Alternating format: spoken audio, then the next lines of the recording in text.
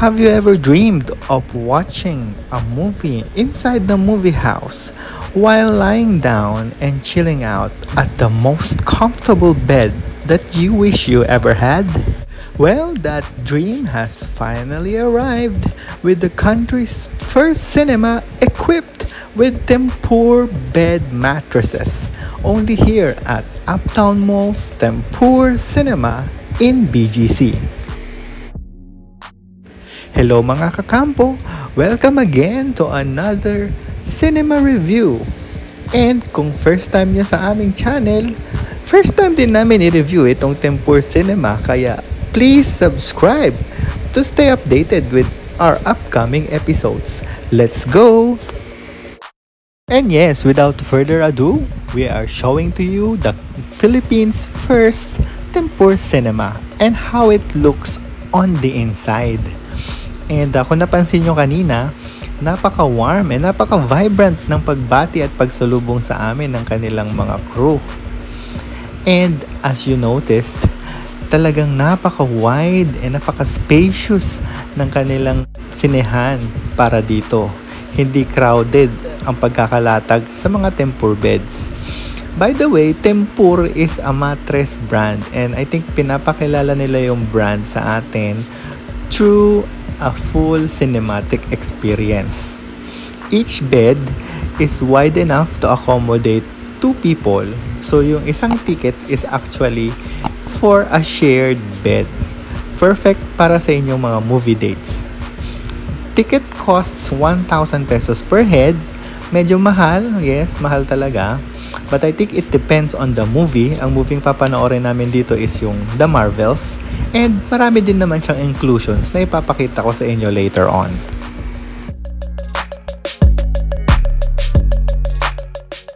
I really love the ambient lighting and how it was set inside the theater. Maliwanag siya pero hindi nakakasilaw habang hindi pa nag-i-start yung palabas. And also, meron ding sariling mga reading lights itong kanilang mga bed, which is for 2 people again. Pwede natin siyang sindihan pag may hinahanap tayo dito sa ating higaan later or para rin sa ating pagkain. Yes, may pagkain tong kasama. So the beds are actually about 6 inches thick and yan, meron siyang special compartment para sa ating mga shoes. Please magdala kayo ng malinis yung bagong suot na medyas para sa panonood. Para naman fresh pa rin ang feel at ang amoy habang nanonood.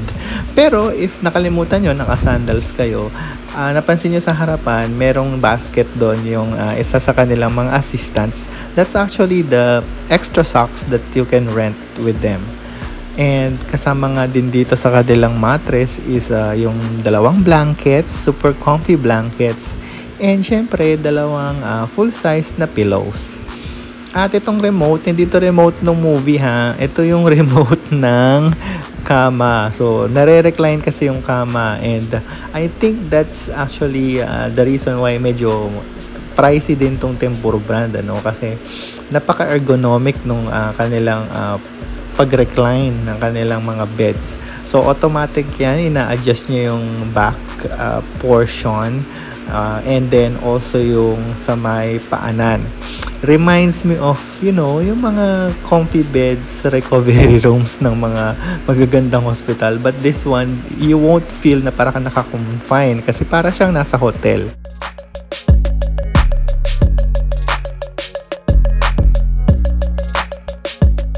Also, we noticed na medyo mataas yung pagkakalatag ng kanilang bed frames plus makapal nga yung kanilang mattresses. So, parang kailangan mo talagang mag-hop in para makasampa dito sa kanilang mga beds. But I think that's part of the design para hindi tayo nakaharang dun sa mga manonood sa likuran natin. Anyway, elevated naman yung each of the steps where the beds are laid out. So, hindi talaga nakakaistorbo yung mga ulunan ng mga nandito sa ibaba nating mga kasama.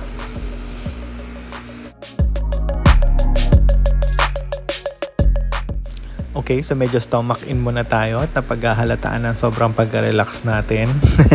Well, at this point, talagang hinahanap ko na ngayon yung pinaka-perfect na pwesto, yung pagkaka-recline para hindi masakit sa batok yung pagtingin sa screen. Well, actually, hindi naman talaga masakit sa mata.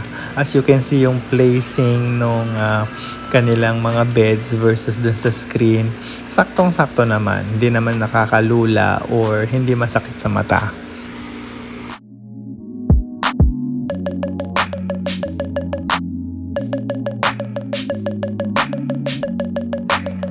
So this is how it looks like when a movie is playing on the screen. Don't worry, promotional video yan ng Tempur Cinema. It's also available online.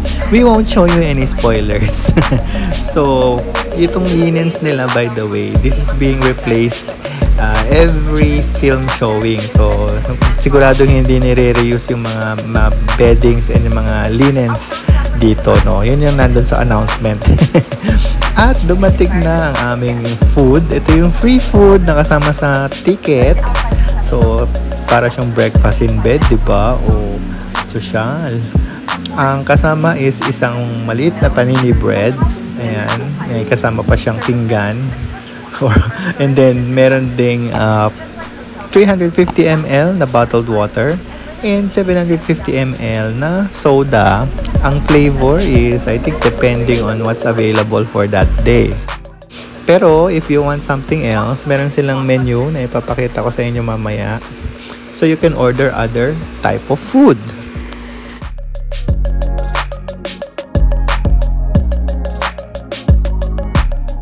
If you have other orders or special requests, just press that red button next to the reading light beside the beds. And you can pause this portion of the video for the full menu of the other foods. Bumili kami ng popcorn worth 120 pesos. Good for sharing na siya. And masarap siya kaya naubos namin agad din namin siya nakuhanan. And tikman na natin tong kanilang panini bread. Ayan. Kita nyo, it's oozing with fillings. Masarap ba to? Tikman natin. Game? Hindi siya mainit, pero malasa. Very flavorful. Okay na din. Filling na rin siya. Nakakabusog.